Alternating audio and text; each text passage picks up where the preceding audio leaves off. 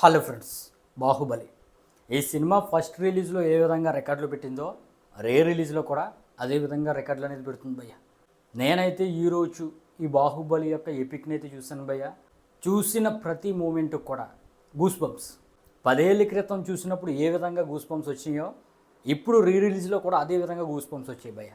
ఇక ఆ మ్యాటర్ పక్కన పెడితే భయ్య, ఈ మూవీకి డే 1 అసలు రీ రిలీజ్లో ఎంతవరకు రావచ్చు. మరి ఫస్ట్ రిలీజ్లో దాదాపుగా 214 కోట్ల వరకు గ్రాస్ కలెక్షన్స్ రాబట్టి ఇండియాకు డే 1 100 కోట్లు కాదు 200 కోట్ల పైన నెంబర్ను పరిచయం చేసిన సినిమా.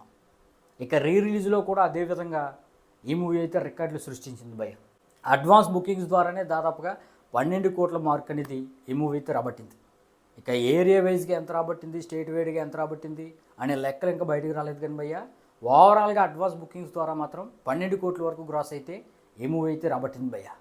దాంతో ఇప్పటి వరకు రీ రిలీజ్ సినిమాల్లో ఇండియాలో అత్యధిక కలెక్షన్స్ డే 1 రాబట్టిన సినిమాల యొక్క కలెక్షన్స్ని ఈ అడ్వాన్స్ బుకింగ్స్ ద్వారానే ఈ మూవీ అయితే బద్దలు కొట్టేసింది భయ్య. మరి ఇండియాలో అత్యధిక కలెక్షన్స్ డే 1 రాబట్టిన రీ రిలీజ్ సినిమాల లిస్టులో గిల్లీ ఫస్ట్ ప్లేస్లో ఉంది భయ్య, విజయ్ది. ఈ మూవీ అయితే డే 1 7.92 కోట్ల వరకు గ్రాస్ అనేది రాబట్టింది. ఇక సెకండ్ ప్లేస్లో గబ్బర్ సింగ్ ఉంది, పవర్ స్టార్ది. ఈ మూవీ అయితే 7.54 కోట్ల వరకు గ్రాస్ అనేది రాబట్టింది. ఇక థర్డ్ ప్లేస్లో కలేజా ఉంది భయ్య. ఈ మూవీ 6.8 కోట్ల వరకు డే 1 గ్రాస్ అనేది రాబట్టింది. ఇక మురారి వచ్చేసి డే 1 5.4 కోట్ల వరకు రాబట్టింది. ఇక ఫిఫ్త్ ప్లేస్లో బిజినెస్ మ్యాన్ ఉంది భయ్య. ఈ మూవీ అయితే 5.2 కోట్ల వరకు డే 1 అయితే రాబట్టింది.